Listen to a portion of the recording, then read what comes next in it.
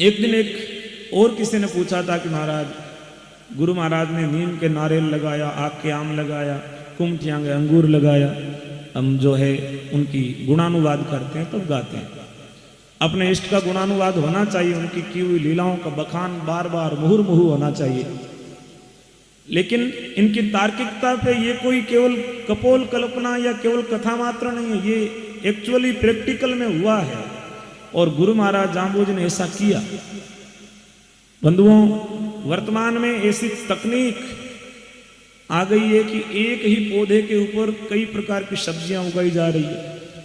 एक ही रूट से निकलने वाले पौधे के ऊपर कई प्रकार के फलों की प्रजातियां लगाई जा रही है। वैज्ञानिक अब ऐसा करने लगे हैं, लेकिन गुरु महाराज जांबोजी ने उन वैज्ञानिकों को प्रेरणा दी और प्रेरणा देकर के कहा कि यदि आप चाहो तो एक ही पेड़ के ऊपर दूसरे प्रकार की जो कलम चढ़ाई जाती है या दूसरे प्रकार के पौधे जोड़े जाते हैं, उनको करना पॉसिबल है, कोई इम्पॉसिबल नहीं है। ये सारी प्रेरणाएं गुरु महाराज जांबोजी से मिश्रित हुई है। चाहे आज मनरेगा चल रही है, गुरु महाराज जांबोजी ने उस समय काम के बदले अनाज की योजना चलाई। एक दिन हमारा कोई कार्यक्रम चल रहा था, मैंने कहा गुरु जांबोजी ने रोटू गांव में 3700 खेजड़ी के पेड़ रात रात में बड़े बड़े लगा दिए। एक सज्जन बोले, महाराज एक रात में खेजड़ी इतनी बड़ी कैसे हो सकती है? मैंने कहा कि जब एक रात में लौकी की बेल पे एक इंजेक्शन इंजेक्ट करने के बाद में सुबह को इतनी लंबी लौकी लग सकती है, एक खीरे की बेल के ऊपर रात को एक इंजेक्शन लगाया जाता है, सुबह उगते उगते 50 खीरे उस बेल के ऊपर लगे हुए हैं। इनके ऊपर तो प्रयोग किया जा चुका है। हो सकता है हमारे देखने में ऐसा हो जाए कि विज्ञान जो है उस युक्ति को जो गुरु महाराज ने उपयोग की थी उसको सीख ले और रात रात में बड़े बड़े पेड़ लगाए जा सकें, बड़े बड़े वृक्षों को रात रात में खड़ा किया जा सके। हमारे पास में अभी तक वो विधि, वो तकनीक, वो मेथड आया नहीं है, ये अलग बात है। लेकिन गुरु महाराज जांबोजी प्रकृति, पर्यावरण, इनके गूढ़ और गहन रहस्यों के ज्ञाता थे। इसीलिए गुरु महाराज जांबोजी को जो वैज्ञानिक लोग हैं वो कहते हैं कि एनवायरनमेंट के मामले में सबसे पहले यदि कोई साइंटिस्ट है तो वो गुरु महाराज जांबोजी है। तो सारी बातें गुरु महाराज की इतनी श्रेष्ठ हैं, इतनी तार्किक हैं, लेकिन हम लोग ऐसे तार्किक गुरु के शिष्य होने के बाद भी कितनी नारियल चढ़ा रहा आपनो कल्याण करना चाहवा, कटाई फेरी लगा रहा आपनो कल्याण करना चाहवा। अरे वो गुरु महाराज जिन्होंने सारे कल्याण के रास्ते हमारी बुद्धि के कपाट को खोलने का कार्य जिन परमात्मा ने किया, आज हम उनको छोड़ करके यदि दूसरी जगह भटक रहे हैं तो ये हमारी नादानी है, नासमझी है।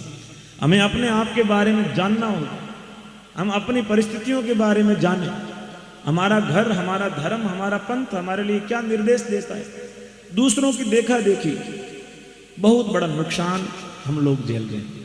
एक घोड़ा और एक गधा दोनों रास्ते में चलते थे। एक ही मालिक के यहाँ घोड़ा काम करता था, एक ही मालिक के यहाँ गधा काम करता था। एक दिन दोनों नदी के अंदर से निकल रहे थे तो घोड़ा नदी के अंदर बैठ गया। घोड़ा नदी में बैठा और बैठने के बाद थोड़ी देर में बड़ा हल्का हो गया। गधा तो बाहर से लदा हुआ है। घोड़ा हल्का फील कर रहा था तो गधे ने पूछा कि भाई तेरा वजन कम कैसे हो गया? उसने कहा कि मैं पानी में बैठ गया और मेरी पीठ पे नमक डाला हुआ था, पानी में जैसे ही बैठा तो नमक घुल गया, जितना नमक घुला उतना वजन कम हो गया। गधे गयो आपने आई तरकीब अपनानी, जब ही पानी में निकले ना बैठ जानो वजन कम हो जाए। पूरी बात तो सुनी नहीं।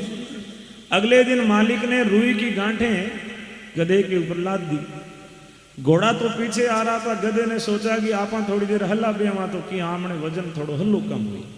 घोड़ो दौड़ रहा लारे आवे हो और गधो जार हगड़ाऊ पहले पानी में बैठे।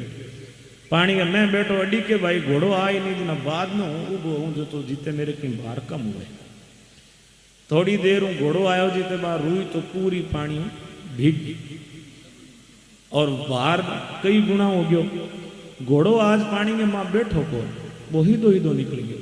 गधे भी नहीं गयो भाई के बात आज वजन कम को करे बन गयो आज हवे को आज बच जी बन गयो तो मेरो बोल तेरो तू होच। अभी थे जानो कि गधा हूँ इतो वजन ले रूबो को वजन पानी के मां बुरा हाल।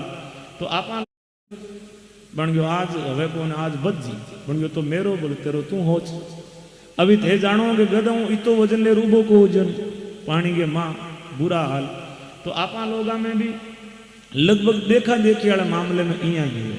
दूसरा लोग करे तो वांगी आपकी तरीको है, आपकी परंपरा है, आपके रिवाज है, लेकिन आपा यदि आपकी रिवाज आपकी परंपरा छोड़ और देखा देखी करा तो देखा देखी में बहुत बड़ा नुकसान आपा ने